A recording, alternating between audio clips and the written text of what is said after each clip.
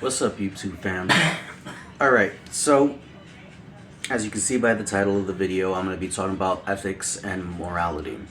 And the big question about ethics and morality is what makes good good? Like, what is the quality of the thing that actually makes it good? And I'm going to try to do this as quickly as possible so that it can be a short video and you could just get the information, apply it to your life, and work on being a better person. Now, from my studies in philosophy and everything that I've been reading, I've noticed a pretty much, not a consensus, but a correlation between good and bad and living beings. Ultimately, I believe that things that are good because they affect living things in a positive way. Things that are bad affect living things in a negative way. Ultimately, if it doesn't affect a living thing, then there's no morality or ethics involved. So throwing a rock at a wall, or let's say throwing I'm going to use this example. Let's say in the sense of throwing a beer bottle at the wall and smashing it because you like doing that. Is that good or bad? Now, within itself, it's not bad because you're not affecting a living thing, but you are creating some sort of pollution. You are creating some sort of hazard. So most people would say that that's bad because it can affect living things. Now, the thing is this, that no matter what you do, you will affect living things in a negative way. So but from my moral perspective, I'm not asking you to do nothing that is bad. I'm asking to minimize the things you do that is bad. Because ultimately, let's say you buy very cheap clothing. Then that means that the company you're buying off of is probably sourcing it from a third world country where there are probably child labor is being used. But then again, if you buy very expensive clothing, it's you're probably doing the same thing anyways, right? So whether you buy cheap clothing or expensive clothing, there is a a chance that this was created by either child labor or some sort of sweatshop or something, or even in the best case scenario, it was at least created by people that were poorly paid and not in good conditions. Now, obviously, when you get to more expensive clothing, things start to change because there are clothing made in America and there are rules on how those people must be treated. So if I was to say, make ethical choices when it comes to purchasing clothes, then you would probably want to purchase your clothing from that are made in a country with more regulations that will protect the people. But then if you do that, you remove the money that's going to these third world countries, even if it is child labor, even if they are being paid poorly. If those people aren't being utilized anymore, then they make no money, and then that causes even more poverty in that country. So it kind of becomes this loop where no matter what you do, you will eventually do an action that harms living things, right? So now that we understand what I believe, what is good and bad, hey, now that you understand what I believe, what is good and bad, you can understand how I decide on things. Now, ultimately, I have realized that we can't really gauge for every single occasion, because when you do something, there's going to be positive and negative outcomes to living things. But the main part of this section of the video is to let you know that things that don't affect other living beings cannot be good or bad. They are neutral. So if you drink a beer, there is nothing wrong with that. If you are gay, there is nothing wrong with that. There's no morality in that at all. It's not either good nor bad. Anything that you do that is a personal choice over your own life, that it doesn't affect other living beings in a severe negative way, isn't actually bad. It's a neutral action. Now, why do I say a severe negative way? Is because let's say you are gay and your mother is very religious and they feel anguish because of your gayness. Does that make it bad because you're affecting a living being in a negative way? No, because there is a dichotomy between this effect that you have on people and the liberties and freedom that you possess. And that's what's going to lead me to the next portion of this video, the way that I gauge ethics and morality and how I choose between good and evil. So my conceptualization of morality and how I can gauge things works on this sliding scale. And there are three components, and they are from most important to least important, but they are in a sliding scale. So whenever you move one, the other ones move as well. So first things first is freedom. You must maintain your own freedom and the freedoms of others. Secondly, reducing suffering. You should reduce your own suffering and others' suffering. Then, lastly, the least important of them all is to increase pleasure, increasing your own pleasure and increasing the pleasure of others.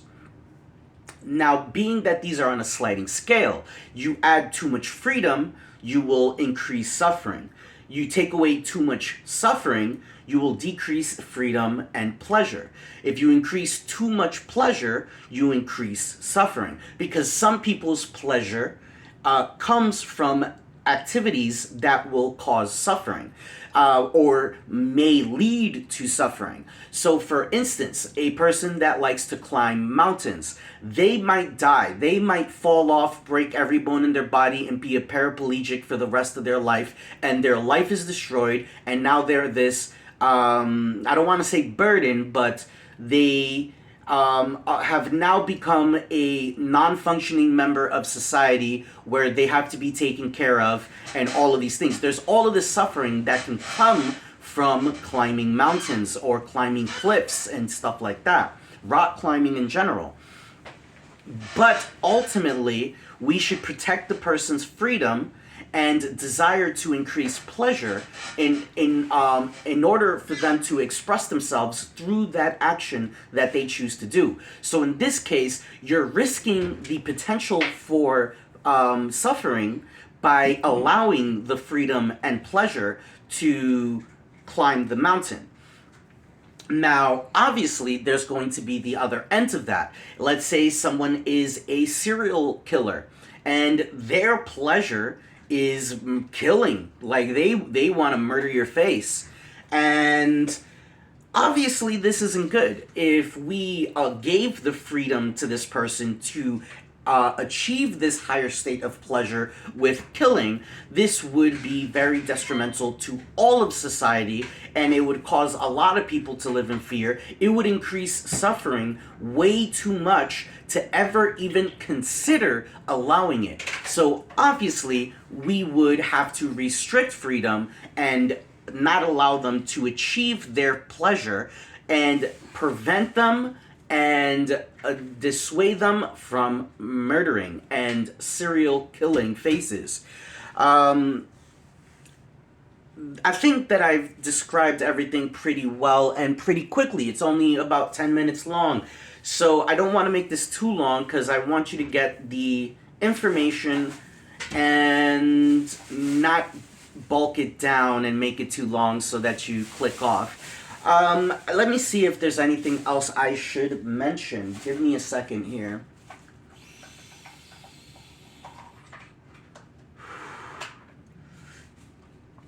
Now, I think something important would be responsibility.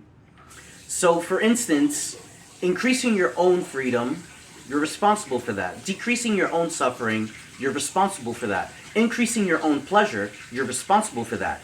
But are you responsible for increasing others' freedom and decreasing others' suffering and increasing others' pleasure? And I would say that if your intention is to be a virtuous person, to be a moral and ethical person, then yes, you do have that responsibility. But if that is not your intention, then you're not necessarily required to do that. And that might sound antithetical. Why would I give people that freedom to not be ethical? The reality is that the world is complicated and people are complicated. And providing a framework of morality doesn't necessarily force people to follow it. So we need to account for people that will not follow those rules. So what we need to understand is that technically you're not responsible for other people's freedom, pleasure, and suffering. But if you were to say, I am an ethical person, and you do not care about increasing people's freedom, decreasing their suffering, and increasing their pleasure, then you would be a hypocrite or contrary to your own values. You would be acting in contrary to your own values. You would not necessarily be considered an ethical entity or an ethical actor because you're claiming to want to help, but then proceed to not help. So it really comes down to, who do you want to be? Do you want to be ethical? Do you want to follow a moral code that guides you through life so that you are a beneficial actor within the world that brings good things to others? Now, you would say, well, if that's the case, then what's the point of being ethical? I can just do whatever I want. And right now, I'll give you the argument to why you should be ethical. The thing is this: if you was to follow this ethical code and choose to be ethical with your actions, then people will notice those actions. Every time you increase someone's freedom, they will appreciate it and notice you for that action. When someone is suffering and you alleviate that suffering, you will be noticed for that action, if not by everyone, at least by that one person. When you are a person that provides pleasure for people will notice those actions. And why does that matter? The thing is this, that if you're known in your neighborhood for constantly fighting for people and keeping people free and reducing their suffering and doing things that constantly make their lives better, those people at some point will feel the urge to reciprocate what you have done for them. And this means that you will have more people at your side. When that day comes that you need someone to have your back, there is going to be people that want to have your back because you had a good impact on their life. And even if they don't have your back in a large, grandiose way, you will definitely have people that feel like they owe something to you. And it's not necessarily ethical to want to have people feel like they owe something to you, but to know that they feel this deep gratitude for what you did for them, and that action led them to act ethical, which led them to affect other people. It's kind of like paying it forward. You did this action that led to the benefit of another, And even if they didn't benefit you, perhaps they went on to benefit other people. And ultimately, if your community is constantly benefiting each other, that makes your community better. That means that your community will be more free and have less suffering, and there will be more pleasure. And this combination of things will be happy people that have more resources, that have more, let's say, ceremonies, let's say parties, get togethers, cookouts, drink a group of people drinking at the bar, stuff like that, right? Everything, all of these things compound onto each other and create a very tight knit community. And the one thing that we need the most today is community. In this age of the internet, where people are getting all of their social interactions over a screen, it would be beneficial to have a group of people within your community that you frequently interact with in real life. Now, that is the entirety. I can't think of anything else to add. Leave comments, please. Leave comments and let me know what you think of my ethical code and how I go about it and my explanation. If you think that there's anything missing or anything that could be better, leave it in the comments. And if you actually liked this video and what I'm saying, and it actually sounds like an ethical code that you would like to follow, leave a like and subscribe so that you can continue getting more of my information. I'm going to be talking a lot about philosophy, a lot about psychology, and a lot about sociology. And I will eventually get into theology and talk about my spiritual practice. I will also get into some of STEM, talk about some pharmacology and other things that can benefit you and your life for a well-rounded, well-being and fulfilling life. And if you're interested in my weight loss journey and weightlifting journey, you can follow that as well. And you can learn from those videos and you can copy what I do. So if you're in your 30s or a little bit younger, a little bit older, doesn't matter. But if you're like me and you're overweight and you're out of shape and you want to sort of kick your own butt into high gear and change your life and start working more, getting more money, working out, getting a better physique, lifting heavy weights, getting stronger, maybe starting some martial arts training so that you know how to defend yourself with your hands and feet. I'm in a state where I can't really do anything involving guns, so I'll never be able to do weapons training here. But if anything ever happens and I'm in a state where I'm allowed to do that, I will definitely show you some weapons training. There are some weapons training that I'm allowed to show you here in this state with batons and sticks,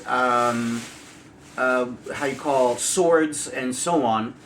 But it is difficult because I'm not allowed to have these things outside of my house, so I need to figure out a way to be able to use it without literally breaking everything on the shelves. So thank y'all for watching. Thank you for giving me your time. I truly appreciate it, and I hope you guys have a good day. And remember, the manliest thing you can do is keep people free, and then after that, try to make their lives better. And reducing someone's suffering is a good thing. And I've never met somebody that was suffering at the same time that they were experiencing intense pleasure. So, and pleasure is important as well. Keep that in mind, my friends.